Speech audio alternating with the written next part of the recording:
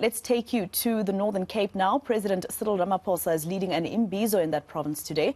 He will visit the Redstone concentrated solar power plant in Postmasburg. The Northern Cape hopes to become a strategic hydrogen and green energy supplier. And that's where we find our senior reporter, Siphamandla Goge, who is there. He joins us now for an update. Sipa, I believe that you are with the Premier at the moment. What is he saying about their dream to become, the main place for solar?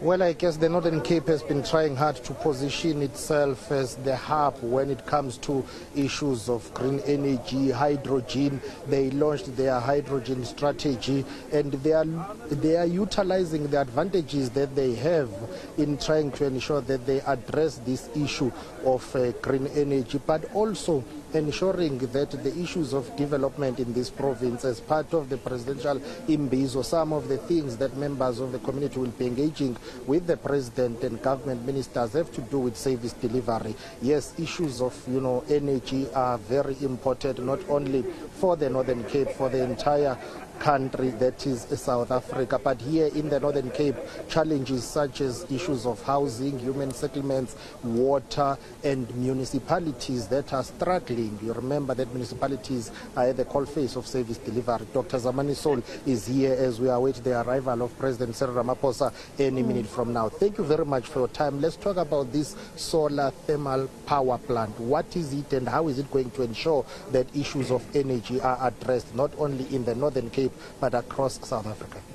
Now, as the province, we really welcome such kind of investments, and you certainly know that we speak here about 11.6 billion rand investment, and at a peak of construction it will create about 2,000 jobs, and that's massive for us here in the Northern Cape. And we firmly believe that renewables are the way to go, and they will assist us to alleviate some of the energy pressures which are there in the country. With all the challenges which ESCOM is confronted with, renewables actually opens another door that we should explore as a country. And the Northern Cape is best suited more than any other province in the country to be prime producer of renewables in the country. Last year I attended COP26 in Glasgow. The Northern Cape launched your hydrogen strategy. Talk to us about that. How is it going to create jobs, but also this move to embrace hydrogen as part of the energy mix in the Northern Cape? For now, the Northern Cape is the only province in the country and the only province in the continent to have adopted a green hydrogen strategy. A green hydrogen strategy, we want to position the Northern Cape as the hub for green hydrogen. I'm certain you know of two projects now which are already at one at pre-feasibility study and one has just finished the feasibility study. The Goge Green Hydrogen Project, which will cost more than 200 billion rand, and we've got the Briska Power Plant, which is about 10 billion rand. We firmly believe that the Northern Cape will be the hub for green hydrogen in the country and as well as in the African continent. This is all due to the natural endowment that we have, the air and the sun that we have in our province. Now, let's talk about issues affecting ordinary people on the ground. Your province is very vast in terms of geography and land, but very small in terms of population. But issues of service delivery here are a key challenge. I'm talking about water, human settlements, health care, and non-functioning municipalities. How are you going to address those?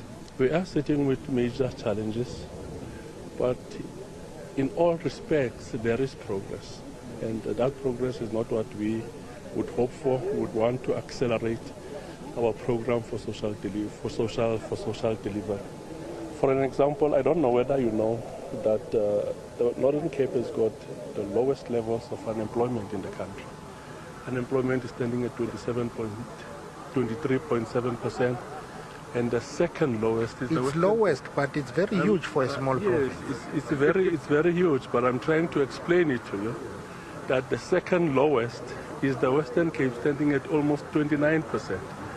And if you look at what happened over the past 2 years, for almost 7 quarters of the past 2 years, we managed to create positive net job opportunities. That's something that we need to appreciate. And the reason why we are here and we brought the president here is simply because renewable energy is the biggest contributor to job creation opportunities. The only way we can fight poverty, is to create decent job opportunities for our people.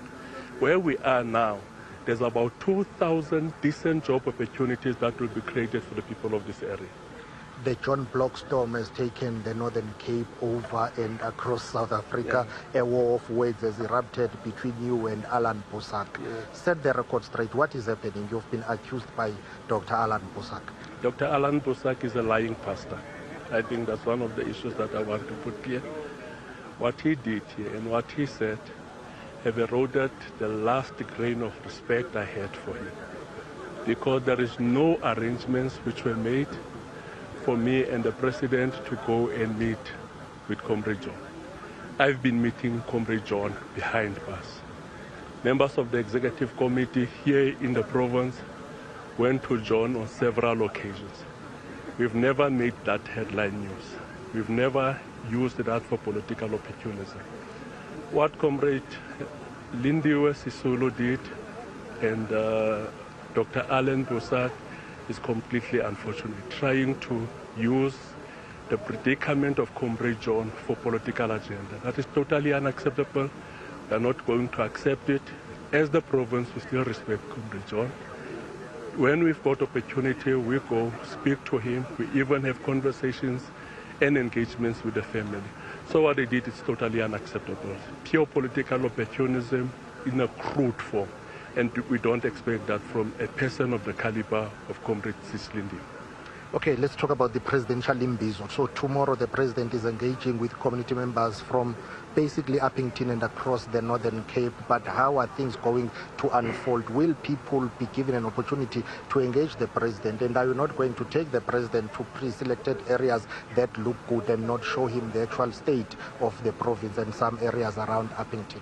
When the team was busy preparing for this visit, one of the issues which I mentioned is that I don't want this event to be stage managed. I hate it. When we've got national leaders visiting our province to stage manage events, they should come and engage with people in the manner in which people live.